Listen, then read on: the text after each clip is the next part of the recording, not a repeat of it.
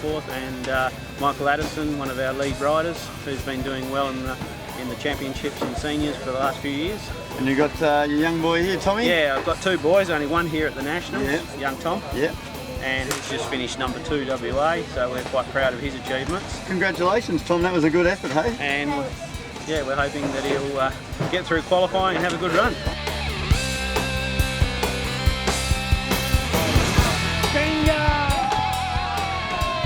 I get lost all the time, I won't. Secondary prize! Thanks, mate.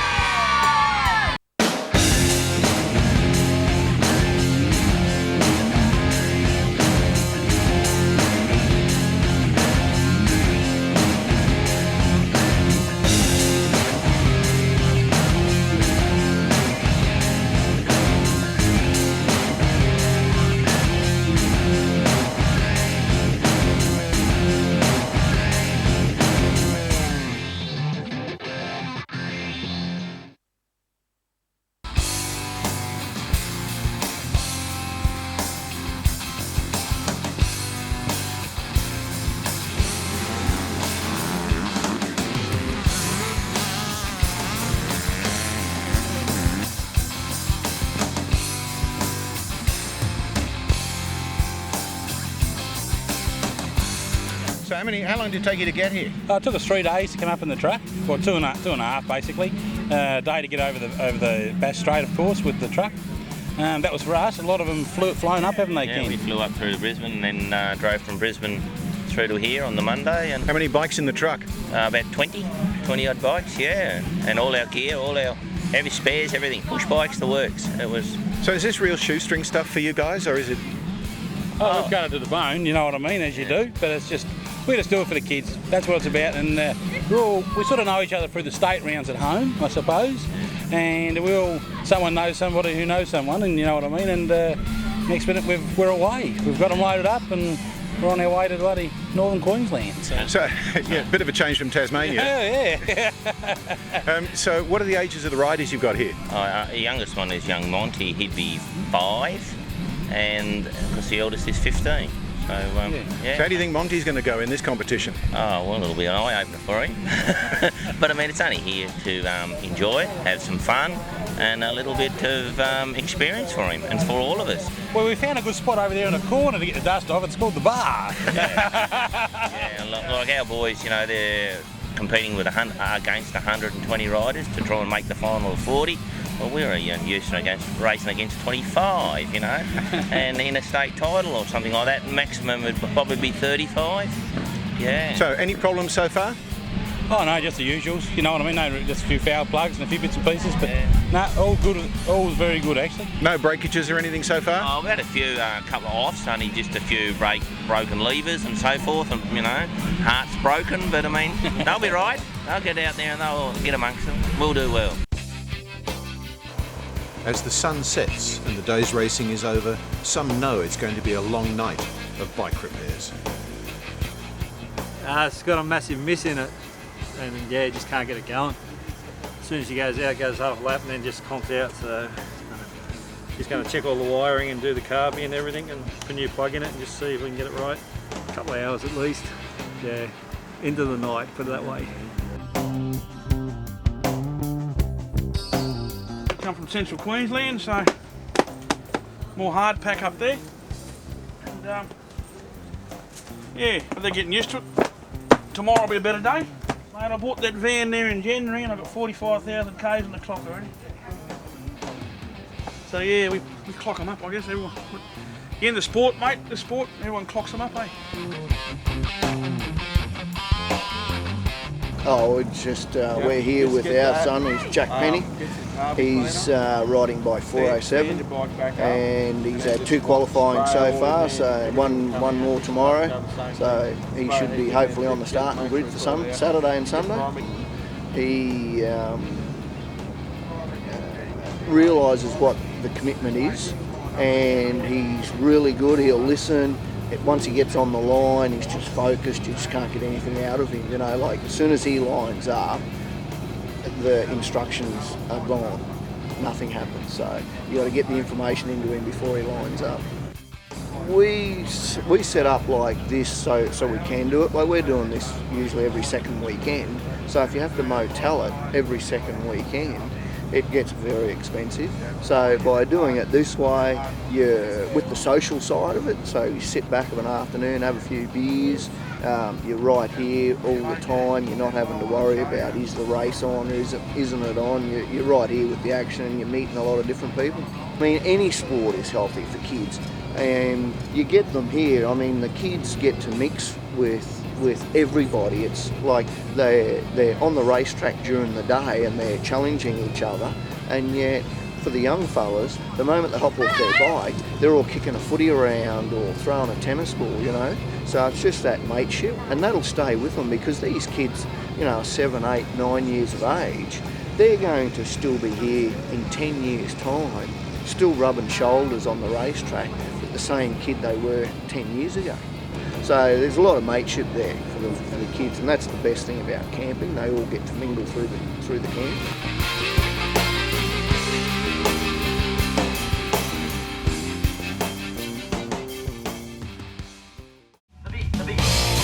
Open my eyes to the road and I'm going through. On the LA storm of the CH hub, and the sun has had a chance for you.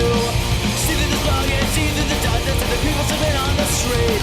And we may be broke, but we're jumping to another city where I find my feet.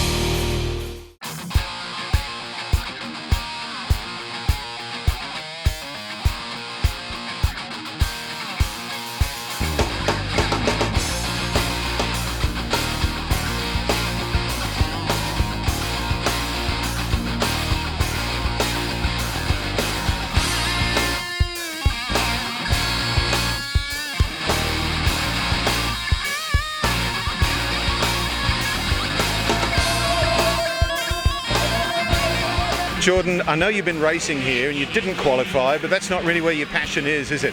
No, I do like the commentating side of things. Like, it is very fun. I just want to see how I go, just try to be a commentator and a racer, I guess, in the future. But you started some time ago though, didn't you? Yeah, well, a couple of, I guess last year sometime there wasn't a commentator, didn't show up. So I put my hand up and said I'll have a go, and quite enjoyed it. So I came back and had another go and starting to get better and better at it. That's not what I'm in it for. I'm in for the fun. So quite enjoy the commentating.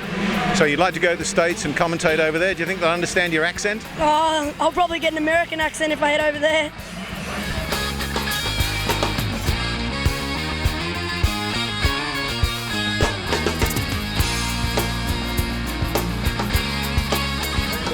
Here we are, kids, in the Australian Junior Motocross Championships, and we're all here to have what? Yeah, the track's awesome. It's a bit sandy, it's pretty rough, and yeah, it's going to be really rough.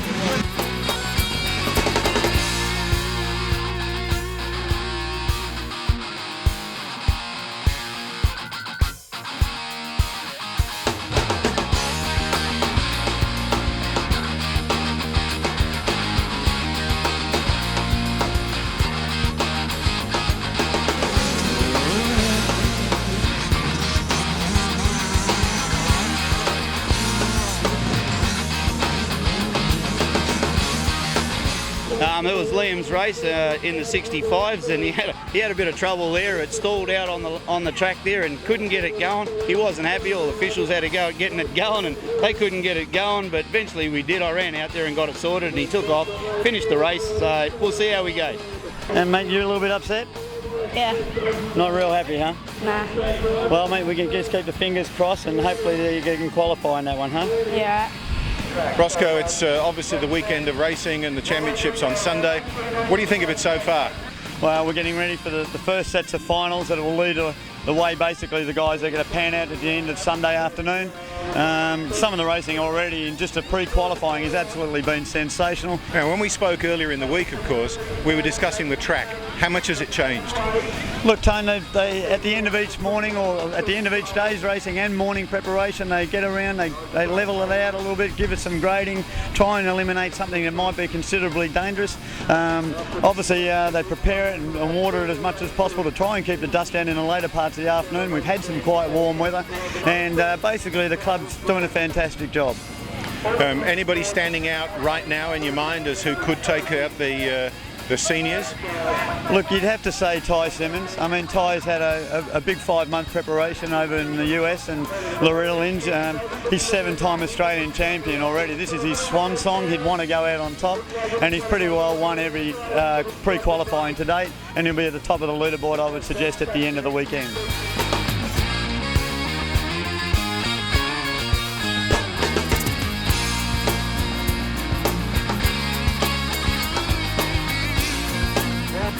My name's Cale Durbridge, I'm from Western Australia. Came to the Australian Junior National titles in the 85s, 12 to under 14. I hole shotted and then crashed over the step down, and then I got run over by a few bikes, and this is what happened.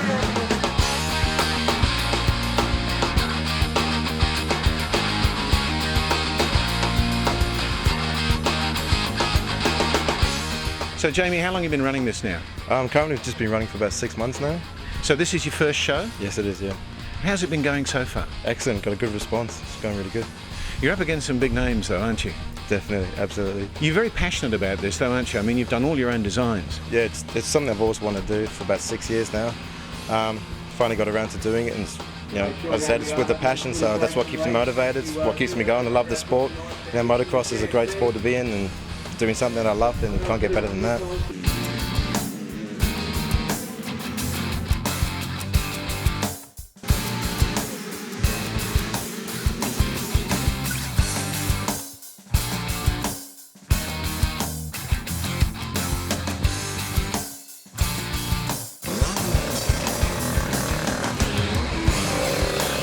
Pete, how's it all going so far? So far it's been tremendous. It's a week of survival here, and so far we've stayed out of trouble, stayed in one piece, and had probably a couple of results there that we're absolutely over the moon with. He's qualified well so far on the 85cc, and he's in a very tough field there. And we've just had our second race on the 65, and we've managed to win. We got a second in the first one, managed to win.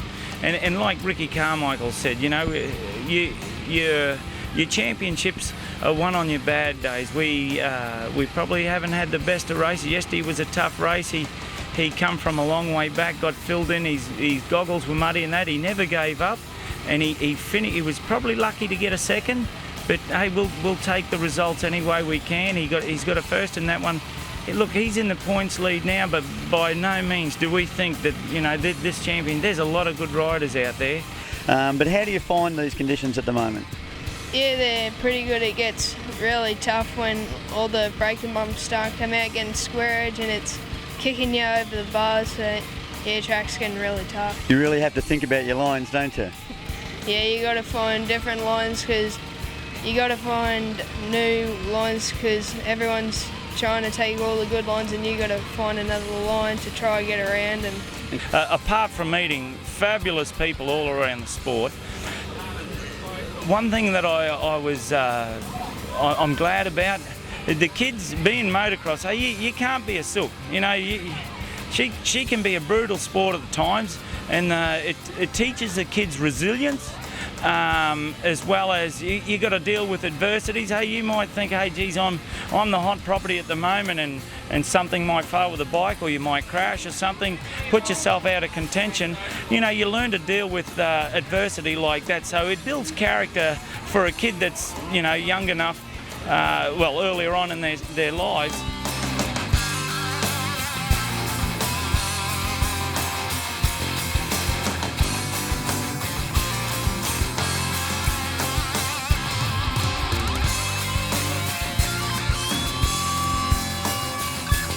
Work all year for the Aussie titles, and it's the big holiday too. I mean, do they appreciate what you do for them? No. I would say no, they're kids and they just think it's part of normal now, I think. True. Yeah, if I'm honest, that's what I say. Yeah, we do it because we love our kids and we want them to stay off the streets, basically, keep them occupied, and yeah, the money it costs us, we could go around the world at least 5 times, I would say, but we still do it, yeah. And we're all together as family too, so that's really great. Hidden characters that happen at these events. Dave, you have a business called Mongrel Motos Graphics, is that correct? Yeah, Mongrel Motos, Mongrel Dave's my name, and yeah, this is what I do, put all the stickers on the kids' bikes and make them look nice and pretty. This week's a pretty big week for you in relation to graphics, isn't it? Yeah, well, as far as customer-wise, I've probably done probably around 150 to 200 sets of numbers for competitors at the juniors this week. As far as sponsored riders, we're probably up around the 20 to 25 rider mark. Generally, say Jatson Richardson's little 85 here, there's probably an hour and a half to 2 hours of actual printing time, putting the decals together and stuff. I probably sat down for about 2 hours just designing this actual kit for him. With the sponsored riders, I try and have each rider have a different style, so it gives the customer something to look at, and you go from there, sort of thing.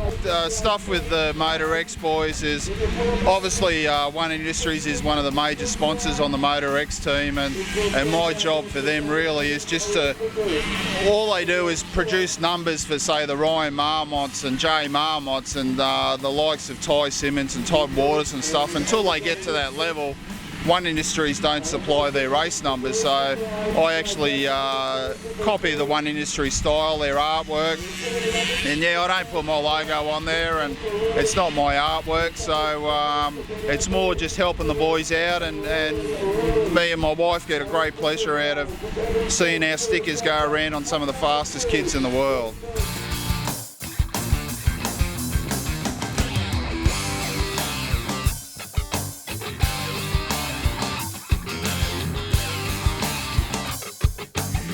Callum, how long have you been racing? About 4 years. Yeah, and how did you go today on your 50? Pretty good. Had a bad start. Got back to about 7th and had skipped about past, got back to 9th. Everyone was just crashing. Got back to 4th and just ironed it out from there. So you're from Bairnsdale in Victoria. Do you race down there? Yeah. And how have you been going? Grouse. Grouse, eh? So have you won any races? Won a few. Callum's really been one of the stories here, hasn't he? I mean, as parents, you must feel very, very proud. Absolutely, mate. He puts in a lot of hard work, and it showed in the track in the heats. He qualified second, which was fantastic. So, unfortunately, we didn't come out with the goods in that race, but there's still 2 more races to go. Stacey, what's it like camping beside a dirt racetrack? It's all right. Just have to clean up at the end of the day.